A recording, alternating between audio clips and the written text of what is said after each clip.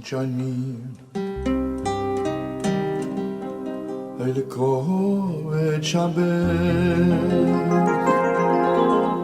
hele kovet Shabbos, hele kovet Shabbos, hele kovet Shabbos. Wherever you are, join me. Hele kovet Shabbos, hele kovet Shabbos, hele kovet Shabbos, hele kovet Shabbos. I'm in Shabbos. Everything you do is Lekovet Shabbos. You eat fish, and you say Lekovet Shabbos. You eat soup, Lekovet Shabbos. But this is everyone. But here's where the story begins. 180 years ago, in Auschwitz, sadly now Auschwitz is known under the name Auschwitz. But for one moment, let's take the whole world into paradise. Auschwitz, the holy Chassidish city. There was a Rebbe, the holy Rebbe Auschwitz. And in this book, in the foreword, this is what he writes, and I would like to share it with you. When I was 17 years old, I was desperate for a Rebbe. You know what a Rebbe is? Not somebody gives me information.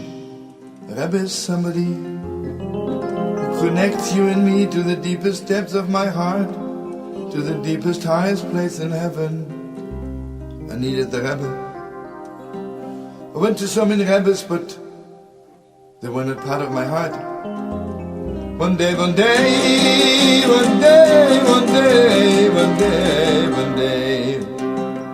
I was told the Heilige Reb Shlomo is coming to Auschwitz for Shabbos.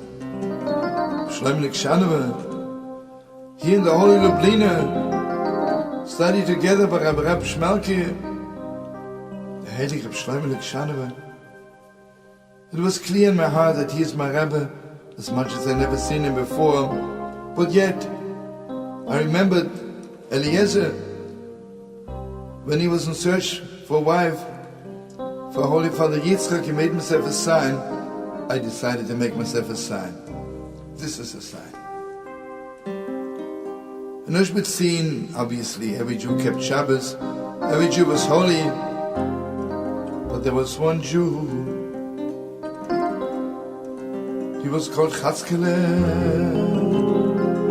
Lekovet Shabbos. Chatzkele was a träger, a porter, was a very strong person. He knew so little, maybe, mamash, he knew a lot. He would walk around in the marketplace. Whenever somebody bought something which was too heavy to carry, he would bring it to their house. Imagine Chanele, Sunday morning on the marketplace, is buying 10 pounds of potatoes. It's a little bit heavy. She says, "Hey, Chatzkele, can you carry it for me?" And Chatzkele would pick up the 10 pounds of potatoes, and he would say to Chanele, "Forgive me for asking, but do you think there'll be some potatoes left? The Lekovet Shabbos?" And she would say, "Maybe just to do Chatzkele a favor. 10 pounds of potatoes is a lot of potatoes. I'm sure there'll be some left for Shabbos." And the Chatzkele would begin to glow. He would lift up the potatoes to heaven? No, much higher. And he would start singing, and join me wherever you are.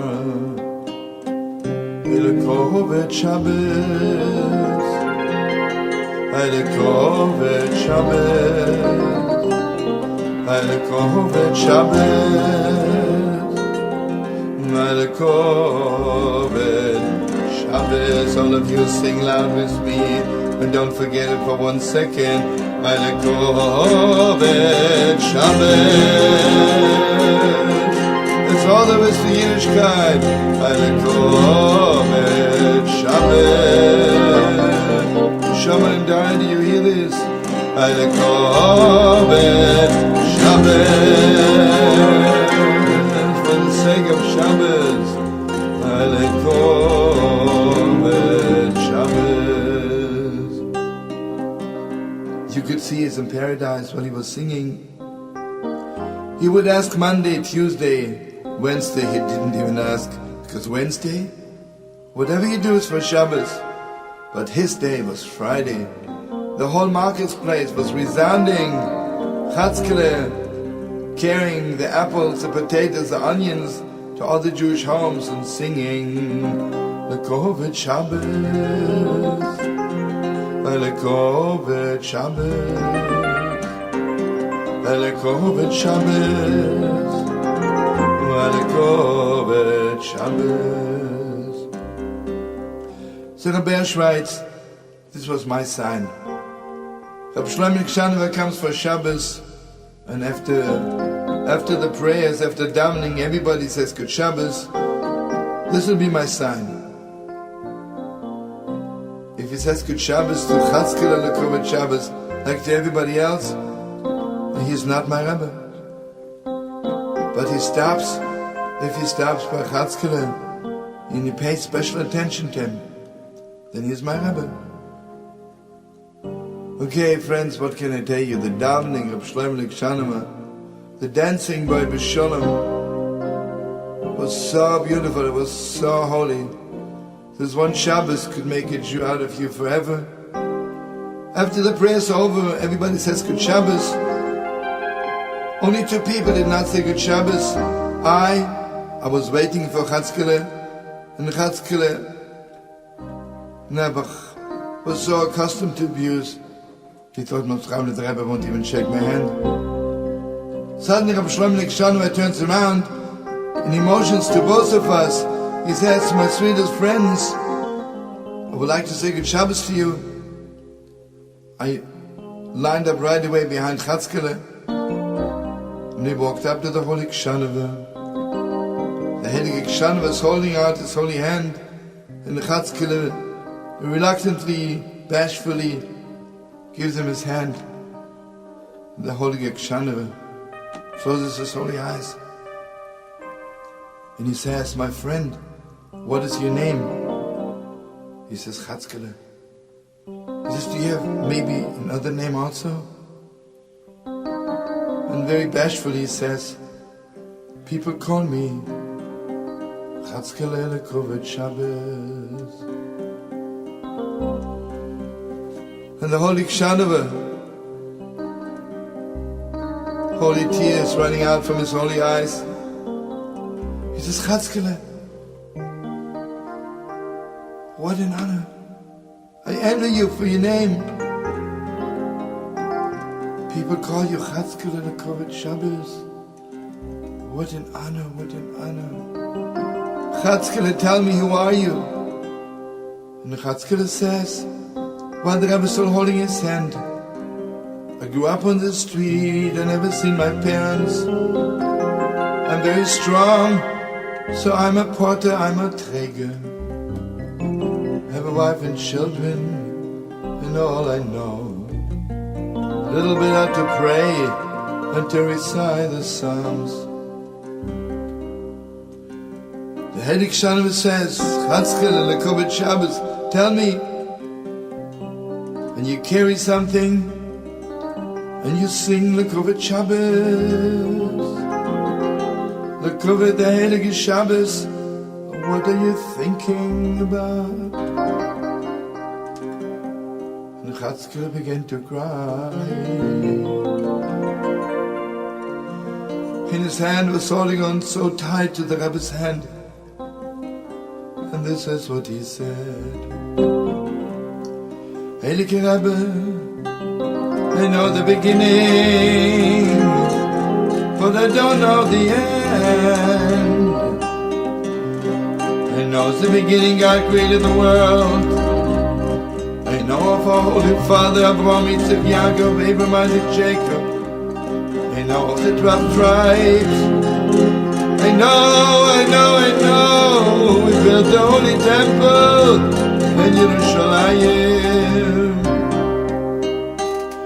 But God, I don't know the end.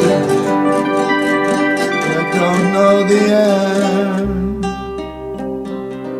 When will God rebuild again the holy temple? When will we all go back to Yerushalayim, the holy city? And I'm singing the Carlebach Shabbos. Let it be soon. The Carlebach Shabbos. Let it be today. The Carlebach Shabbos. The Carlebach Shabbos. Can't you see the tears? Tears of Chatzkele. The tears of my holy Rebbe, Reb Shlomo Kshanova. And Reb Shlomo Kshanova says, Chatzkele, the Carlebach Shabbos. If every Jew would only know that everything which happens to us is only the Carlebach Shabbos. The great Shabbos would be so near, by the Carlebach Shabbos. So Rabbi Eshel says, one day after Shlomo Kshanova left Auschwitz, Chatzkele disappeared. It was clear to me, most probably he went with my holy Rebbe, but I never seen him. I became the follower of Rabbi Shlomo Kshanova, and then after many years I had the privilege of becoming a successor, become the Rebbe in Auschwitz. Could never forget Chatzkele, and I was still looking for him. One day, many years later, came to a little shtetl far away, and suddenly, I could hear the heavenly music from paradise. The Carlebach Shabbos, the Carlebach Shabbos, the Carlebach Shabbos, the Carlebach Shabbos. All of you join me, especially my children, Shlomo and I, sing loud. The Carlebach Shabbos, the Carlebach Shabbos, the Carlebach Shabbos, the Carlebach Shabbos. I looked at Chatzkele, and suddenly it was clear to me. When Reb Shlomo Kshanova came to Auschwitz, he took me as his pupil, and I was privileged to become a Rebbe. But Chatzkele, the Carlebach Shabbos, you know what he did with him? He became a Lamed Vov Tzaddik. He became one of the 36 holy people. Who else could be a Lamed Vov Tzaddik? If not Chatzkele, the Carlebach Shabbos, join me one more time. The Carlebach Shabbos. The Carlebach Shabbos, the Carlebach Shabbos.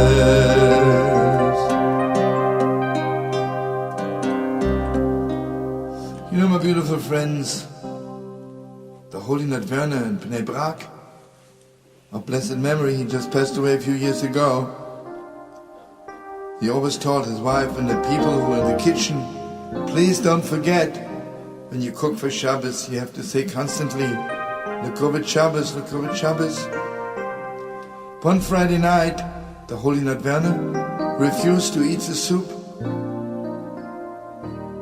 And people ran into the kitchen to the Rebbetzin. They said, God forbid, did something happen to the soup that the Rebbe doesn't want to eat it? And the Rebbetzin smiled. She says, I know what happened. We took a woman in, a new cook, and I forgot to tell her to say the Kavod Shabbos while she's making the soup, so the Rebbe won't eat it. I bless you, friends. Not only your food should be the Kavod Shabbos, all your life should be the Kavod Shabbos.